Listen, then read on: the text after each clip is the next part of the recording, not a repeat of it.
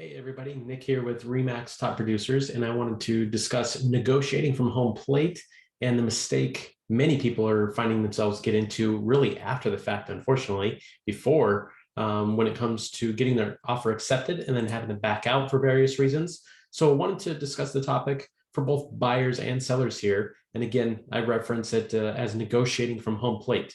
So let's take a look and see what this means for you as a prospective buyer or seller in today's market. Cancellations are near 20 to 30% in some parts of the country. So just be mindful. Again, this goes back to why is that? Well, it's because we didn't negotiate from home plate in the first place. So let's dig into what are those characteristics when we talk about negotiating from home plate. So often contracts these days come in with multiple offers, right? That's definitely the norm right now. First base is just negotiating price, terms, and dates. Then we get to the inspections. Then we get to what does the home have wrong with it potentially, right? And this is where things fall through because a lot of sellers, for their own reasons, choose not to do inspections before they even put the home on the market.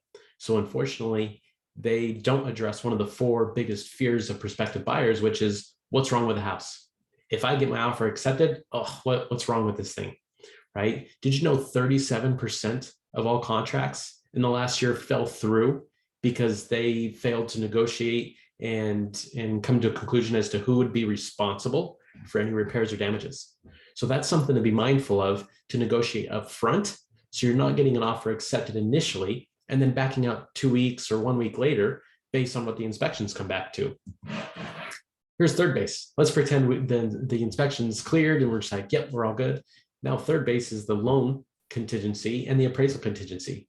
So often this takes people out because someone puts an offer maybe over list price just to win the offer, and then it was so aggressive they didn't negotiate up front on whether or not they were able to cover the difference between what that home was purchased at and what its real true value is based on the appraised value.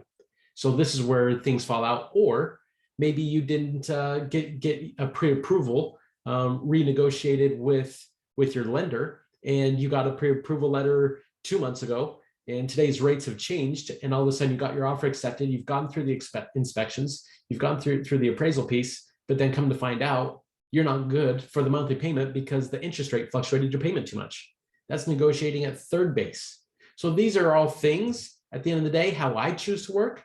I choose to work to negotiate from home plate, whether it's with prospective buyers that I'm working with or prospective sellers. I want to put you and help position you in the strongest negotiating position possible. And that's knowing all of this information up front, not a week in, not 2 weeks after you've accepted, if you're the prospective seller, not a week after you've been accepted as a prospective buyer. I want to negotiate this up front on your behalf, right? So that's how I choose to work. And that's what negotiating from home plate looks like. I like to look at it this way. Stephen Covey famously said, begin with the end in mind. Have an idea as to where do we want to be ultimately, and let's start there, right? I like to start the negotiation discussion at the beginning of the buyer or seller process, depending on who I'm working with. That's just my preference. So are all real estate agents the same? No. Some choose not to work with the process. I choose to work with a repeatable process for both buyers and sellers that I work with. So I also like to prep them with the 5 negotiation points. The one that everybody really always gets to and jumps to is the price, understandably, but that's not the only negotiating point. You also have terms. If you're the prospective buyer, what's your down payment? What's that size? What's the type of financing that you're looking to use within this transaction? What is the earnest money involved in a prospective transaction you're trying to be a part of and potentially stand out in? What are the dates, both for closing and for possession? Those are negotiating points within any contract. You got inclusions and exclusions. Is it a certain chandelier that you really liked?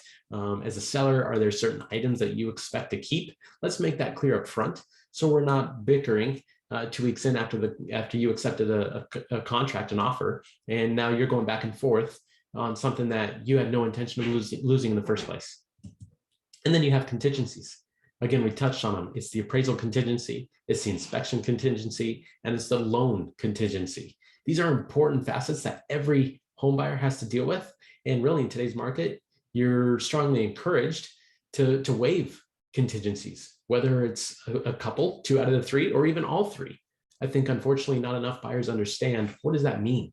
You might hear that you need to waive them, but what does waiving your inspection contingency mean in the long run for you as that new home owner, right? So things to be mindful of, and things that I like to touch on with my buyer consultation and or my seller consultation.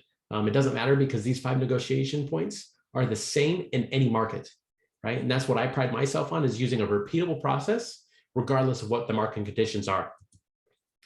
Before you jump in the ocean, let's first make sure you know how to swim. Again, I like to address things up front, so you're not out there struggling as we're in the moment and you're trying to make quick decisions without having really thought through them, right? So let's first put you in low pressure situations. That way it prepares you to make quick, competent decisions in high pressure situations. My name is Nick Gumpert. I'm with Remax Top Producers. I'm located in Monrovia. I serve the 210 corridor predominantly throughout the San Gabriel Valley. There's my contact information. So if I can help you or anyone you know navigate the buying or selling process, feel free to let me know. I'm happy to help. I'm here for you.